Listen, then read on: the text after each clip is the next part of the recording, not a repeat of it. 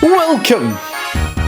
If I asked you and 10 other Pokémon fans what you would like in your perfect Pokémon game, I doubt the answer will be the same every single time. That being said, I think there's a few things that we all have in common as Pokémon fans. We want a good story. We want our sense of exploration. Maybe you're one of those people that's like, you know what?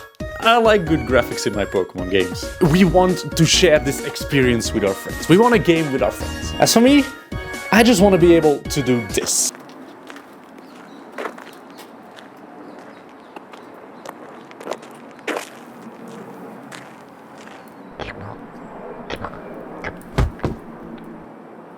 And that, my dear friends, is what I think of when I see the Vision Pro footage just appearing online. The technology is finally here to create the greatest Pokémon experience of all time. Apple Pokémon Go. Apple Vision Pro? Pokémon Vision Pro? Whatever. If you haven't picked up yet on what I'm putting down, let me just explain the base concept real quick. I want the real-life aspect of Pokémon Go and combine that with the old gameplay loop from Pokémon that we're just so familiar with. And I want to grab that whole concoction and slap it on the Apple Vision Pro. Why I'm talking about the Vision Pro specifically is very simple, so I'll just address that first. Number one, the way most people are experiencing their Vision Pro right now is in pass-through mode. Now that is a very nerdy VR term, but it basically means that compared to other headsets where you just put them on and disappear into a void and play your games there, you instead keep seeing the real world and are able to interact with it. The display, the cameras, the lack of latency in the Vision Pro really make you feel as if you're just wearing big heavy ski goggles that allow you to watch Mr. Beast while you're waiting on the subway. Or to say, walk around your neighborhood and spot tiny little creatures as they are hiding in their natural habitats. I have to speak to it very closely because it's my microphone.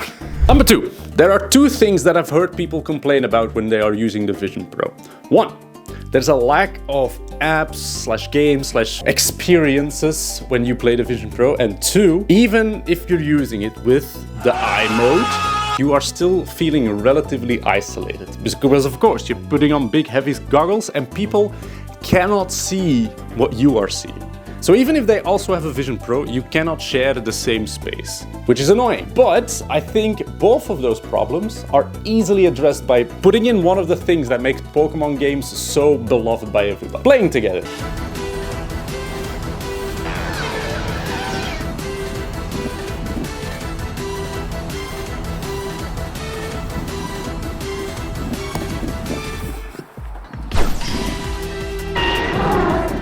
Full disclosure, that is the last VFX shot you're getting because I only had time to make 2 of them. Alright, let me wrap back around to the beginning of this video and go over what's in it for the Pokémon Company and more importantly, what's in it for Pokémon fans. By taking a look at those 4 wants we all have for creating a perfect Pokémon game. Starting with the playing together aspect. I'll probably link this into the good story aspect later on, but we'll see. One of the big feelings I had when I was a kid and being a Pokémon fan was that the games could never quite capture the anime feeling. And that was in large part due to how the interaction with other players could just never fully translate over to a 2D screen. You couldn't just go outside to an open field somewhere and challenge a friend to a Pokémon battle, because it would just always end up looking like this.